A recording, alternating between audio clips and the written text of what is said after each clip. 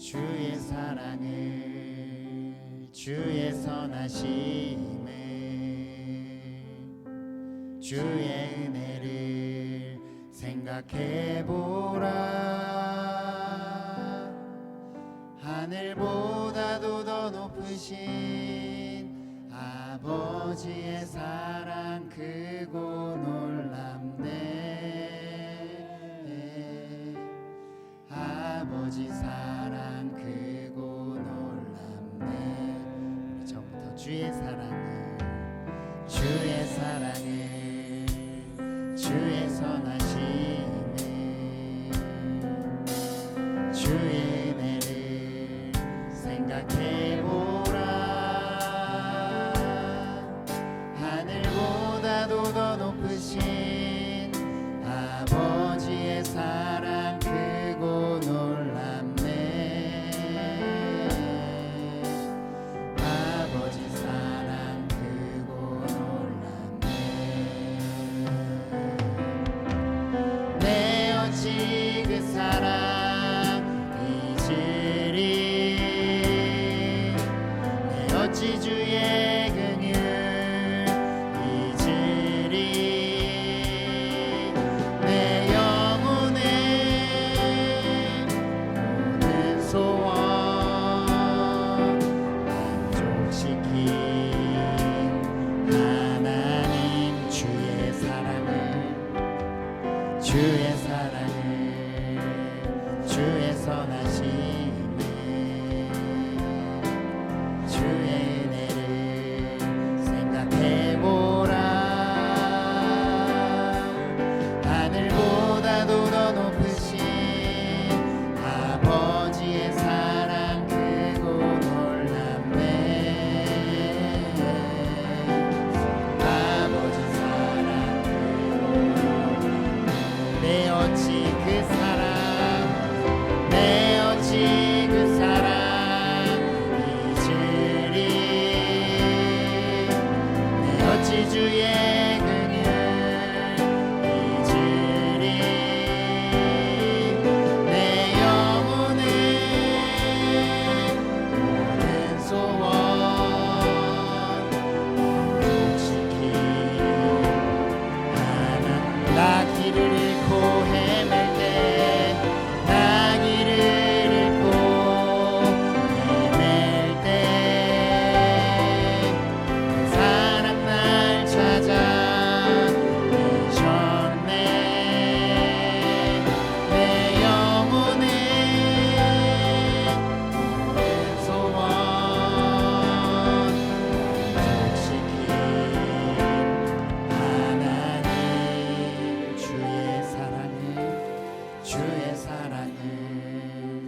주의 선하심을 주의 은혜를 생각해보라. 하늘보다도 더 높으신 아버지의 사랑 크고 놀랍네. 아버지 사랑 한 번 더 주의 사랑을 주의 선하심을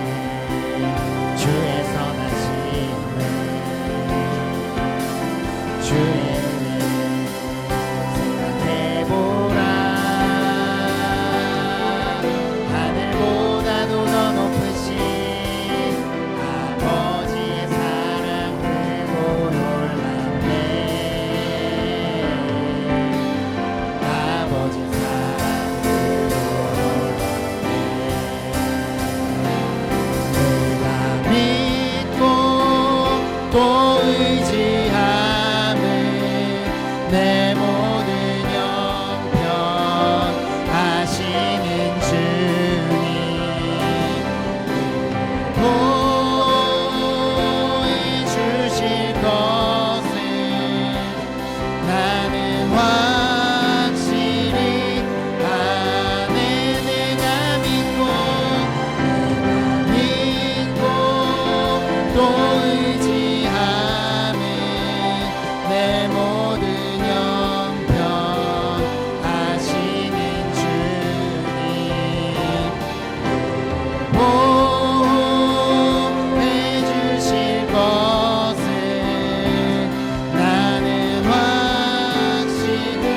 더 고백합니다. 내가 믿고 또 의지하는 내 모든 영병 하시는 주님 보내주실 것을 나는 확실히 아네.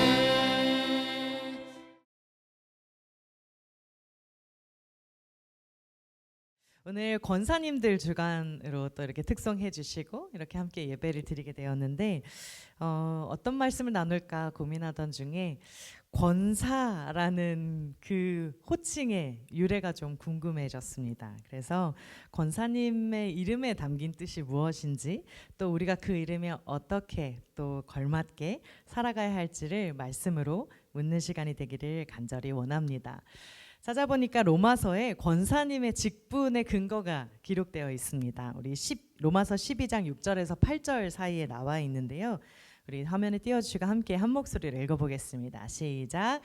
우리에게 주신 은혜대로 받은 은사가 각각 다르니 혹 예언이면 믿음의 분수대로, 혹 섬기는 일이면 섬기는 일로, 혹 가르치는 자면 가르치는 일로, 혹 권위하는 자면 권위하는 일로, 구제하는 자는 성실함으로, 다스리는 자는 부지런함으로, 긍휼을 베푸는 자는 즐거움으로 할 것이니라. 아멘. 사도 바울이 7가지의 은사를 이렇게 나열하고 있는데 8절에 보시면 권위하는 자라는 표현이 나옵니다. 권위하는 자. 여기서 이제 권위하는 자의 뜻이 무엇일까 고민하게 됩니다. 그래서 우리 다음 페이지를 넘겨주시면 이 단어가 어떻게, 여기 개역 한글에서는 권위하는 자라고 되어 있는데 다른 번역에 어떻게 되어 있는지 한번 읽어보겠습니다. 개역 개정 함께 읽겠습니다. 혹 위로하는 자면 위로하는 일로. 또 새 번역, 권면하는 사람이면 권면하는 일에 힘쓸 것이요. 공동 번역, 격려하는 일이라면 격려하는 데 써야 합니다. 네, 아멘.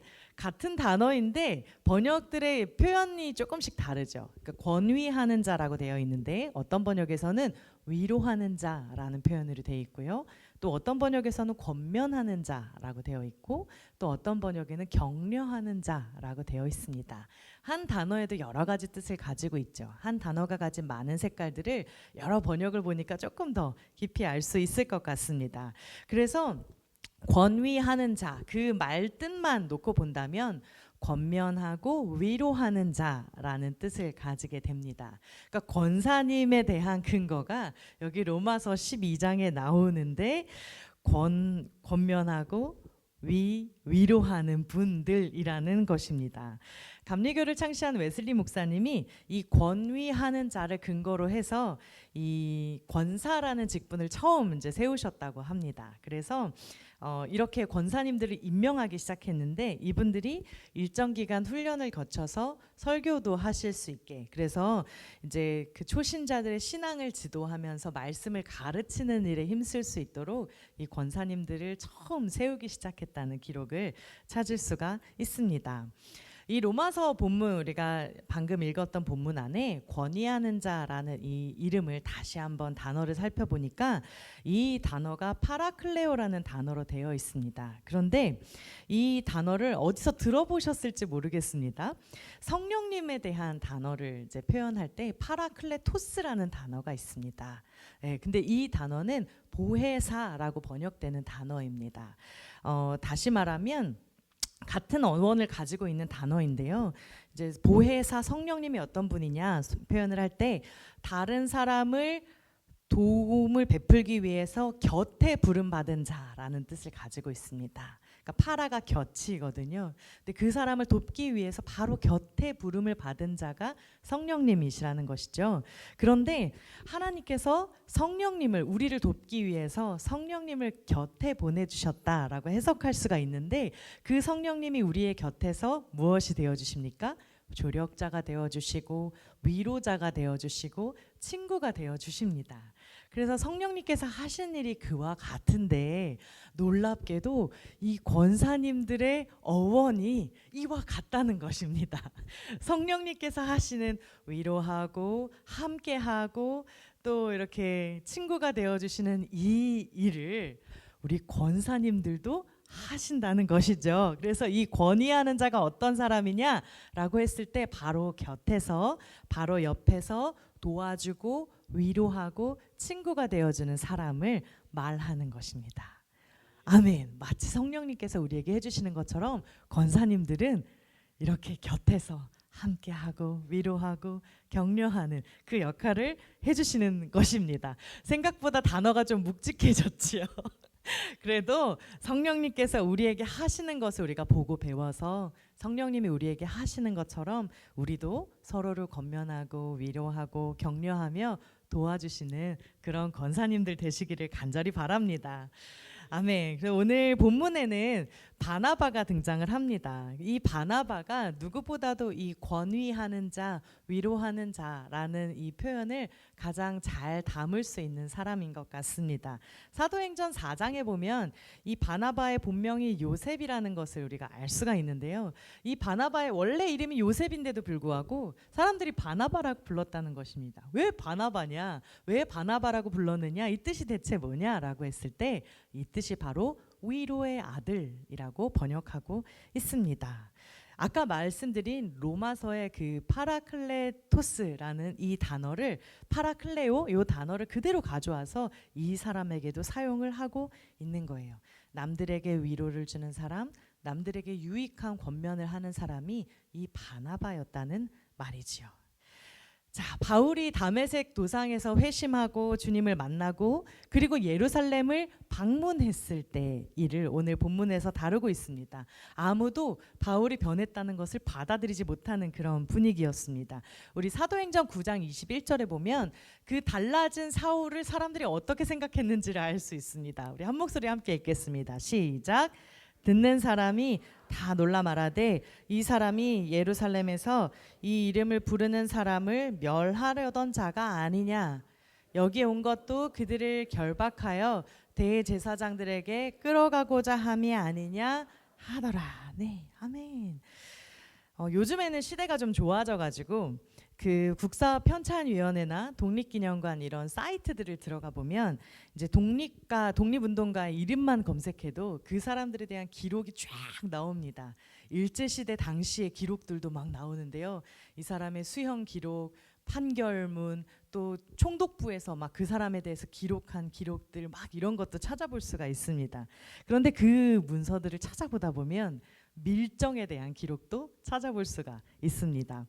김좌진 장군이 1920년에 청산리 대첩에서 일본군을 이제 대승을 거두게 되는데 이제 그 다음에 이제 일본의 기밀 문서에 이 김좌진 장군에 대한 그 사항들이 막 기록이 되는 거예요. 그래서 사실 누구도 이 사람이 어떤 사람이라고 얘기하지 못했고 발견하지를 못했었는데 이 문서 가운데 뭐가 있냐면 김좌진 장군의 나이가 어떻게 되는지, 특기가 뭔지, 특기가 뭐 검술, 사격, 유도, 승마 뭐 이런 거였다고 하고요. 신장이 사실 키도 되게 중요하지 않습니까? 근데 신장이 이제 얼마였는지 그래서 한 183cm 정도 되셨더라고요. 그래서 신장이 어땠는지, 얼굴이 타원형인지 동그란지 뭐 이런 것까지 타원형이라고 이제 기록이 되어 있다고 합니다.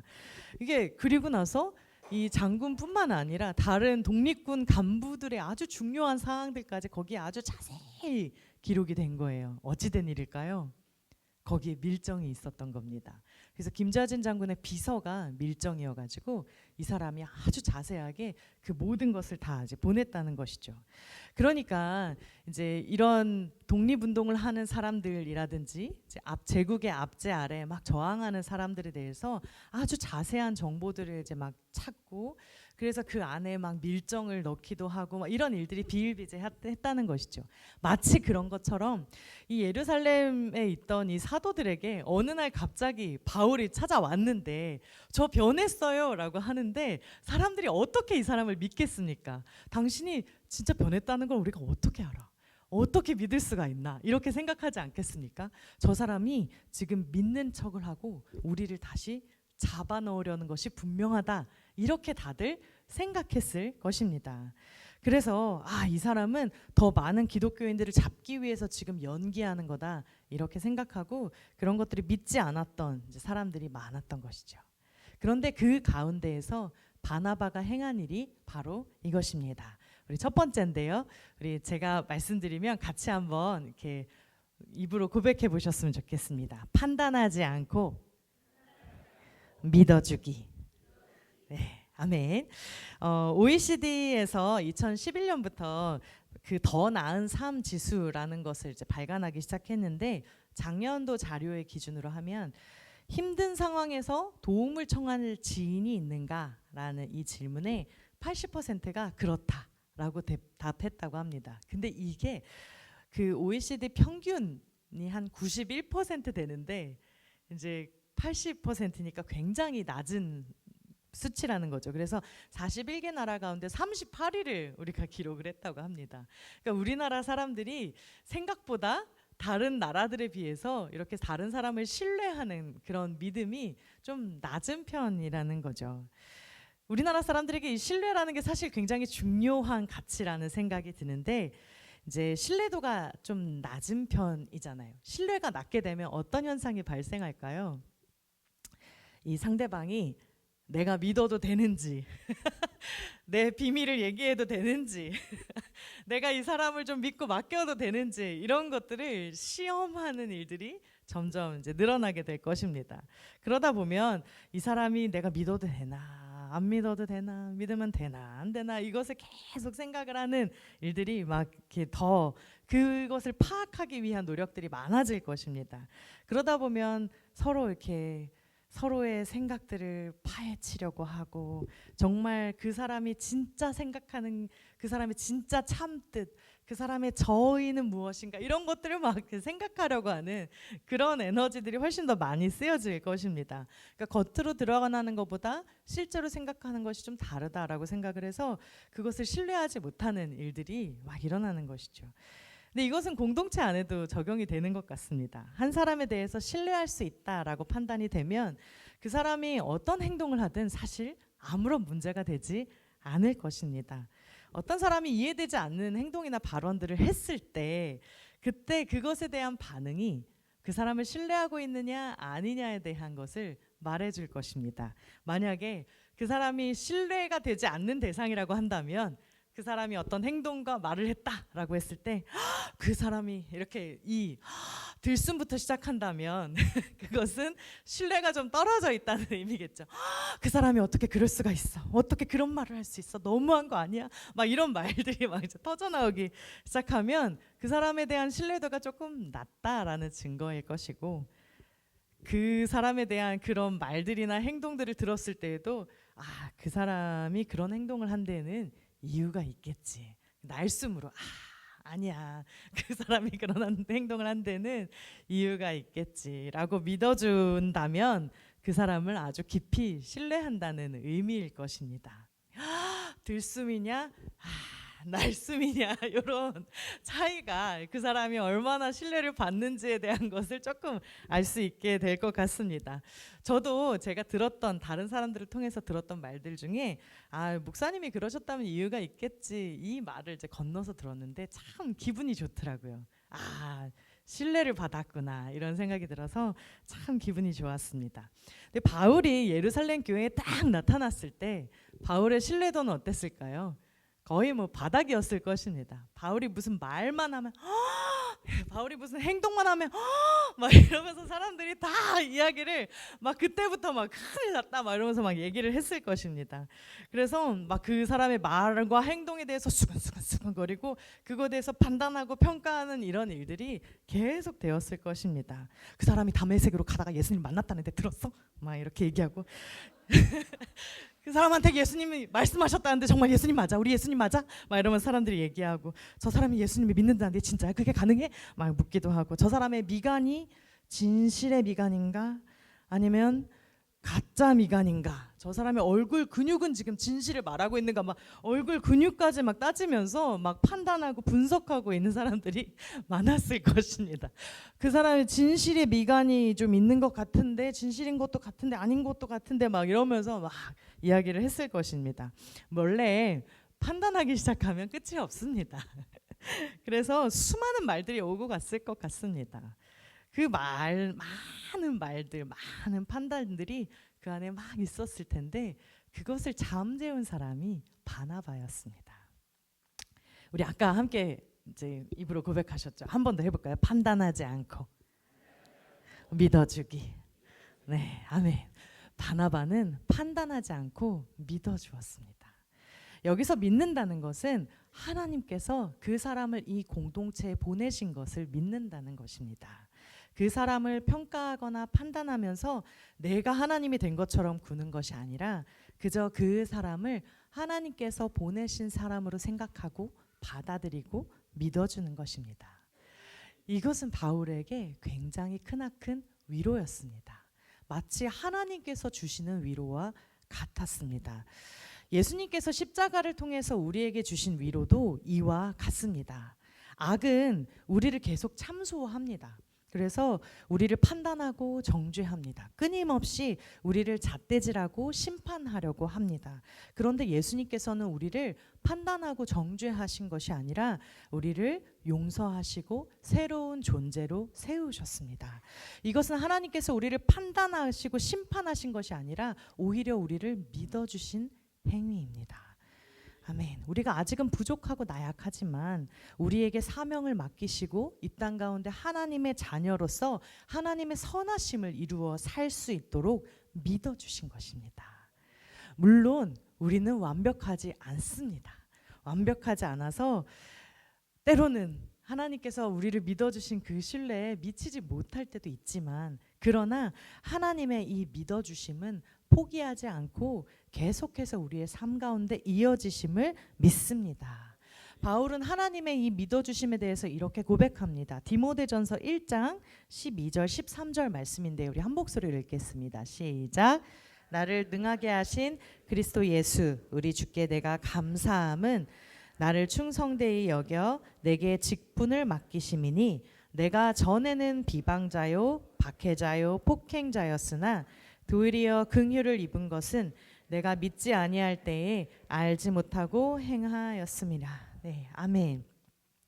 바울이 지금 고백하고 있는 것입니다. 내가 전에 비방자이고 박해자고 폭행자였고 그런 하나님의 나라를 대적하는 사람이었지만 오히려 하나님의 긍휼을 입고 하나님께서 나에게 신뢰하면서 사명을 맡기셨다라고 고백하고 있는 것입니다.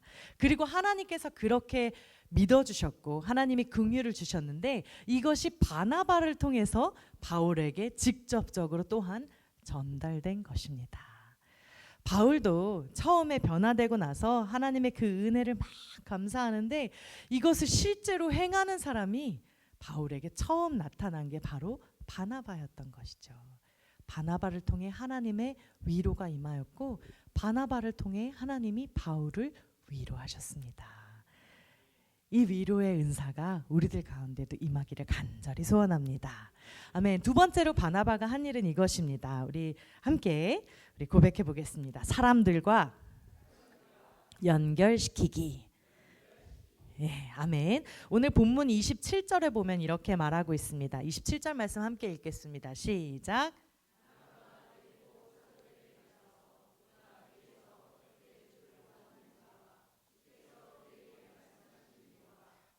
그래서 그가 아멘. 여기서 전하니라라고 나오는 이 단어는 자세하게 묘사한다, 설명한다 이런 뜻을 가지고 있고 좀 더 나아가서 관계시킨다라는 뜻도 가지고 있습니다. 바나바가 자세하게 바울에 대해서 자세하게 설명하고 이야기를 해주면서 서로 관계를 할 수 있게 해주는 것입니다. 이 지점이 바울과 사도들의 연결점이 되고 있는 것입니다. 그 전에는 바울이 혼자였습니다. 그런데 바나바가 이야기를 하기 시작하니까 그 중간에서 바울의 이야기를 들려주기 시작하니까 바울과 사도들이 연결되기 시작했다는 것입니다. 그러니까 바나바가 사울에 대해서 아주 자세하게 설명을 해주고, 그리고 그 설명들로 인해서 사도들과의 관계가 열리고 그들의 마음이 열리고 있는 것을 알 수가 있습니다. 어떤 사람은 말하면 말할수록 더 관계가 멀어지게 만드는 사람이 있습니다. 그 사람이 말을 시작하면 전에 가까웠던 관계가 갑자기 이렇게 멀어지고, 그 사람이 그런 사람이었어? 막 이렇게 더 멀어지게 하고, 말하면 말할수록 다른 사람들의 관계가 더 떨어지게 만드는 사람들도 있습니다. 저도 그 사람 중에 하나였는데요. 처음에 교회 학교 교사를 했을 때 딱 20살이었습니다. 아주 아무것도 모르는 때였죠. 그래서 열정만 앞세워서 이제 아이들 분반 공부를 아주 열심히 진행을 했습니다. 초등학교 1, 2학년 아이들이었는데 몇 명 되진 않았지만 아주 열심히 이제 분반을 가르쳤습니다. 근데 그렇게 분반을 하던 중에 두 아이가 갑자기 다투기 시작했어요. 제 옆자리에 앉겠다고. 그때는 이제 제가 파릇파릇한 20살이었기 때문에 또 이렇게 애기들이 제 옆자리에 앉겠다고 막 싸우기 시작하는 거예요. 근데 이제 막 싸우는데 처음에는 그냥 애기들끼리 1학년이니까 1학년짜리 애기들이 막 싸우니까 뭐 그냥 싸우나 보다 했는데 애기들인데 말이 좀 거칠어지는 거예요. 1학년짜리 아이가 막 이렇게 거친 말을 갑자기 확 내뱉는 겁니다. 그래서 아니 얘들아 그러지 마 이러면서 떼놓고 이제 마무리가 됐는데, 나중에 그 욕을 먹은 이제 1학년짜리 아이 어머니가 이제 저에게 어찌된 일인지를 물어오셨어요. 근데 교회를 다니시는 분은 아니셨는데 이제 어찌된 일입니까? 이렇게 물어오셨어요. 근데 제가 아무것도 모르고, 정말 아무것도 모르고 그 상황을 아주 자세하게 설명을 해드렸습니다. 아무것도 모르고 아주 자세히.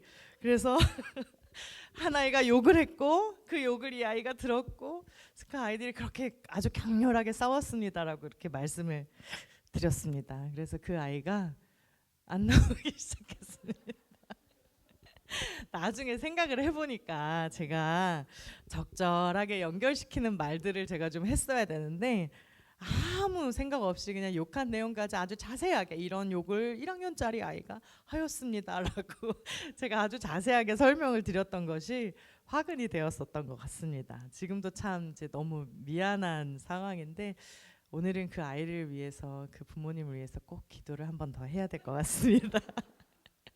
그 후로는 제가 말을 전할 때 조심히 하려고 노력하긴 했던 것 같습니다. 지금도 그렇고 뭔가 내가 이야기를 했을 때 서로의 관계가 어긋나는 것이 아니라 더 연결이 됐으면 좋겠다, 이런 생각으로 말을 할 때 여러 번 생각하면서 이제 말을 하는 습관들이 있습니다. 우리가 말하기 시작할 때 다른 사람들의 관계가 분열되고 나뉘는 것이 아니라 정말 그 관계가 오히려 하나 되고 오히려 소통되는 역사가 일어나기를 간절히 소원합니다. 아멘. 그렇게 되었을 때 교회가 아주 건강하게 든든하게 서가고 위로를 받았다라고 합니다. 오늘 31절 말씀 우리 함께 한 목소리를 읽겠습니다. 31절 말씀입니다. 시작. 그리하여 온 유대와 갈릴리와 사마리아 교회가 평안하여 든든히 서가고 주를 경외함과 성령의 위로로 진행하여 수가 더 많아지니라. 아멘. 아멘. 이 귀한 역사가 우리에게도 동일하게 드러나기를 원하는데요. 이 말씀을 온 유대와부터 사마리아까지 그 부분을 중곡으로 바꾸어서 우리 한 번 더 고백해 보겠습니다. 그리하여 중곡교회가, 이렇게 한 번 더 읽겠습니다. 시작. 그리하여 중곡교회가 평안하여 든든히 서가고 주를 경외함과 성령의 위로로 진행하여 수가 더 많아지니라. 아멘. 아멘. 우리가 선포하면서 이것을 고백했으면 좋겠습니다.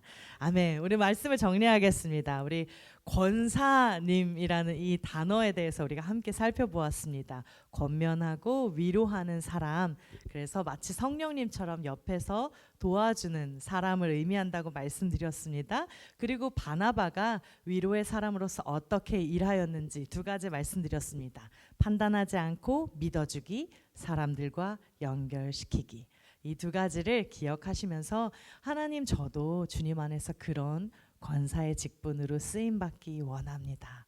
저를 통해서 우리 교회가 위로를 받고 주님 안에서 많은 사람들을 우리가 위로하고 그래서 정말 위로의 공동체로 세워져가는 우리 모두가 되기를 간절히 원합니다. 이러한 기도로 주님 앞에 서시기를 간절히 소망합니다.